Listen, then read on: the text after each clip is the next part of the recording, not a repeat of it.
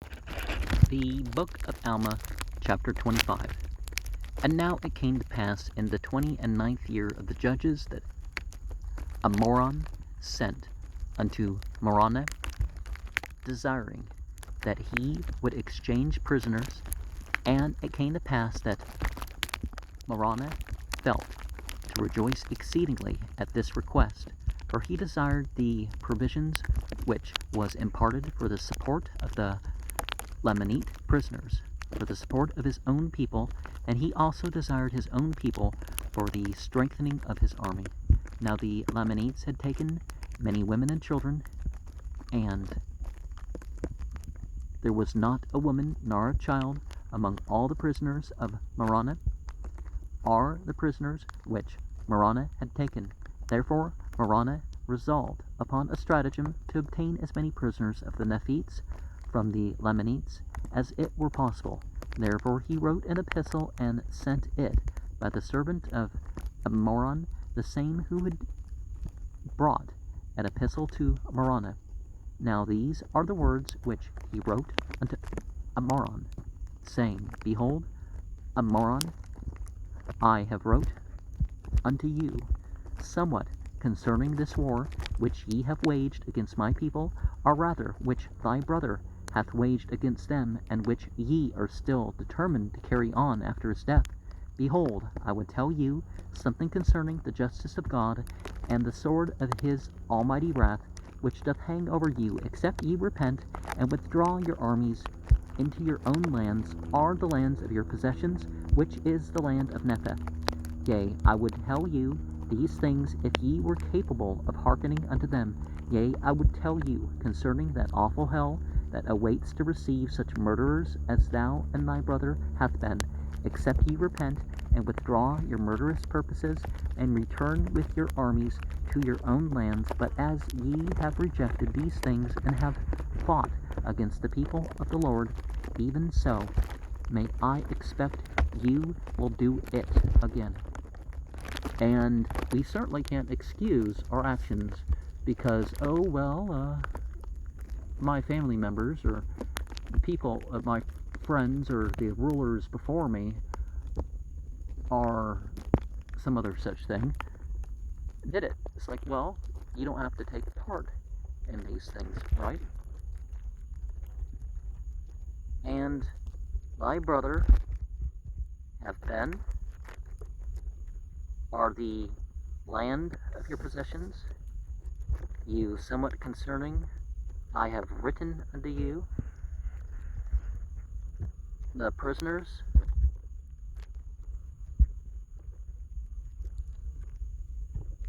whom Moroni, which were imparted. And now behold, we are prepared to receive you, yea, and except you withdraw your purposes, behold, ye will pull down the wrath of that God whom you have rejected upon you ever to your utter destruction. But as the Lord liveth, our armies shall come upon you, except ye withdraw, and ye shall soon be visited with death. For we will retain our cities and our lands, yea, and we will maintain our religion and the cause of our God. But behold, it supposeth me that I talk to you concerning these things in vain, or it supposeth me that thou art a child of hell. Therefore I will close my epistle by telling you that I will not exchange prisoners, save it be on conditions that ye will deliver up a man and his wife and his children for one prisoner. If this be the case, that ye will do it, I will exchange. And behold, if ye do not this, I will come against you with my armies, yea, even I will arm my women and my children, and I will come against you, and I will follow you even into your own land, which is the land of our first inheritance, yea, and it shall be blood for blood, yea, life for life, and I will give you battle, even until you are destroyed from off the face of the earth. Behold, I am in my anger, and also my people. Ye have sought to murder us, and we have only sought to defend ourselves. But behold, if ye seek to destroy us more, we will seek to destroy you, yea, and we will seek our land. the lands of a first inheritance. Now I close my epistle. I am Moroni. I am a leader of the people of the Nephites. The land of our first inheritance, whether have been, or the land of your possession, tell you somewhat. I have written prisoners, whom Moroni, which were imparted. Okay. Now it came to pass that Moron, when he had received this epistle, he was angry, and he wrote another epistle unto Moroni. And these are the words which he wrote, saying, I am Moron, king of the Lamanites. I am the brother of Amalekah, whom ye have murdered. Behold, I will avenge his blood upon you. Yea, and I will come upon you with my armies, for I fear not your threatenings. For, behold, your fathers did wrong their brother, insomuch that they did rob them of their right to the government, when it rightfully belonged unto them. And now behold, if ye will lay down your arms, and subject yourselves to be governed by those to whom the government doth rightly belong, then will I cause that my people shall lay down their weapons, and shall be at war no more. Behold, ye have breathed out many threatenings against me and my people. But behold, we fear not your threatenings. Nevertheless, I will grant to exchange prisoners according to your request gladly, that I may preserve my food for my men of war, and we will wage a war which shall be eternal, neither to the subjecting the Nephites to our authority, or to their eternal extinction. And as concerning that God whom ye say we have rejected, behold, we know not such a being, neither do ye. But if it so be that there is such a being, we know not but that he hath made us as well as you. And if it be so that there is a devil and a hell, behold, will he not send you there to dwell with my brother, which ye have murdered, which ye have hinted that he hath gone to such a place. But behold, these things mattereth not. I am a Moron, and a descendant of Zoram, whom your fathers pressed and brought out of Jerusalem. And behold, now I am a bold Ammonite. Behold, this war hath been waged to avenge their wrongs, and to maintain and to obtain the rights to the government. And I close my epistle to Moroni. Had received this epistle, was angry. I fear not your threatenings. So he there breathed out many threatenings against me. Again, another E. We fear not your threatenings. Nevertheless, again, that E before T and N. Such a thing we know not. Well, there are wings of things, right? My brother, whom ye have murdered, whom ye have hinted, these things matter not. Now it came to pass that when Moroni had received this epistle, he was more angry, because he knew that Moron had a perfect knowledge of his fraud. Yea, he knew that Moron knew that it was not a just cause that had caused him to wage a war against the people of Nephi. And he said, Behold, I will not exchange prisoners with Moron, save he will withdraw his purpose, as I have stated in my epistle. For I will not grant unto him that he shall have any more power than what he hath got. Behold, I know the place where the Lamanites doth guard my people, which they have taken prisoners. And as Moron would not grant unto me mine epistle, behold, I will give unto him according to my words. Yea, I will seek death among them until they shall sue for peace. And now it came to pass that when Moroni had said these words, he caused that a search should be made among his men, that perhaps he might find a man which was a descendant of Laman among them, a man who was a descendant. The Lamanites do guard my people, whom they have taken prisoners. And it came to pass that they found one whose name was Laman, and he was one of the servants of the king, which was murdered by Amalekah. Now Moroni caused that Laman and a small number of his men should go forth unto the guards which were over the Nephites. Now the Nephites were guarded in the city of Gid. Therefore Moroni caused that Laman and a small number of men, which was appointed to go with him. The king who was murdered should go forth unto the guards who were over the Nephites. Therefore Moroni appointed Laman, and that appointed Laman, and therefore Moroni appointed Laman, and caused that a small number of men should go with him. And it came to pass that when it was evening, Laman went to the guards which were over the Nephites, and behold, they saw him coming, and they hailed him. But he saith unto them, Fear not. Behold, I am a Lamanite. Behold, we have escaped from the Nephites, and they sleepeth. And behold, we have took of their wine, and brought with us. Now when the Lamanites heard these words, they received him with joy, and they said unto him, Give us of your wine, that we may drink.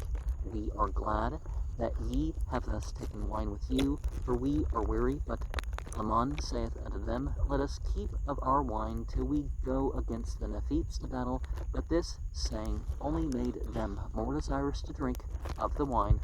For, said they, We are weary, therefore let us take of the wine, and by we shall receive wine for our rations, which will strengthen us to go against the Nephites. And Laman saith unto them, You may do according to your desires. And it came to pass that they did take of the wine freely, and it was pleasant to their taste. Therefore they took of it more freely, and it was strong, having been prepared in its strength. Well, regardless of the rules, we definitely have our choices of what we're going to do about that. And Laman said unto them, Have taken of their wine, and they sleep, and the guards who were over.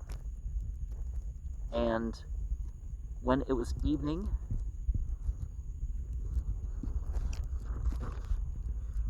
and it came to pass they did drink and were merry, and by that they were all drunken. And now when Laman and his men saw that they were all drunken and were in a deep sleep, they returned to Moroni and told him all the things that had happened. And now this was according to the design of Moroni. And Moroni had prepared his men with weapons of war, and he went to the city Gid, while the Lamanites were in a deep sleep, and drunken, and cast in the weapons of war in unto the prisoners, insomuch that they were all armed, yea, even to their women. And all those of their children, as many as were able to use a weapon of war, when Moroni had armed all those prisoners, and all those things were done in a profound silence. But had they awoke the Lamanites, behold, they were drunken, and the Nephites could have slain them. But behold, this was not the desire of Moroni. He did not delight in murder or bloodshed, but he delighted in the saving of his people from destruction. And for this cause he might not bring upon him injustice. He would not fall upon the Lamanites and destroy them in their drunkenness, but he had obtained his desires, for he had armed those prisoners of the Nephites which were within the wall of the city, and had gave them power to gain possession of those parts which were within the walls. And then he caused the men which were with him to withdraw a pace from them, and surround the armies of the Lamanites. Now behold, this was done in the night time, so that when the Lamanites awoke in the morning, they beheld that they were surrounded by the Nephites without, and that their prisoners were armed within. And thus they saw that the Nephites had power over them. And in these circumstances they found that it was not expedient that they should fight with the Nephites. Therefore their chief captains demanded their weapons of war, and they brought them forth, and cast them at the feet of the Nephites, pleading for mercy. Now behold, this was the desire of Moroni. He took them prisoners of war, and took possession of the city, and caused that all the prisoners should be liberated, which were Nephites, and they did join the army of Moroni, and were a great strength to his army. Liberated who were, and then who were, had given them power. The Nephites, who were in their drunkenness, with two S's at the end now, and they awakened the Lamanites, cast in weapons of war unto the prisoners, and he sent the city of Gid. And it came to pass that he did cause the Lamanites, which he had taken prisoners, that they should commence a labor in strengthening the fortifications round about the city Gid. And it came to pass that when he had fortified the city Gid according to his desires, he caused that his prisoners should be taken to the city Bountiful, and he also guarded that city with an exceeding strong force. And it came to pass that they did, notwithstanding all the intrigues of the Lamanites, keep and protect all the prisoners which they had taken, and also maintain all the ground and the advantage which they had retaken. And it came to pass that the Nephites began again to be victorious and to reclaim their rights and their privileges. Many times did the Lamanites attempt to encircle them about by night, but in these attempts they did lose many prisoners, and many times did they attempt to administer of their wine to the Nephites, that they might destroy them with poison or with drunkenness. But behold, the Nephites were not slow to remember the Lord their God in this their times of affliction. They could not be taken in their snares, yea, they would not partake of their wine, yea, they would not take of wine, save they had firstly given to some of the Lamanite prisoners, and they were thus cautious that no poison should be administered among them, for if their wine would poison a Lamanite, it would also poison a Nephite. And thus they did try all their liquors, and now it came to pass that it was expedient for Moroni to make preparations to attack the city Moreanton, for behold, the Lamanites had by their labors fortified the city Moreanton until it had become an exceeding stronghold, and they were continually bringing new forces into that city, and also new supplies of provisions. And thus ended the 29th year of the reign of the judges over the people of Necha. So yeah, especially when it comes to intoxicants, don't trust your enemies, because either they know that will make it easier to influence or to prevent. But, you know, this stuff wasn't here. Fortified the city Morianton.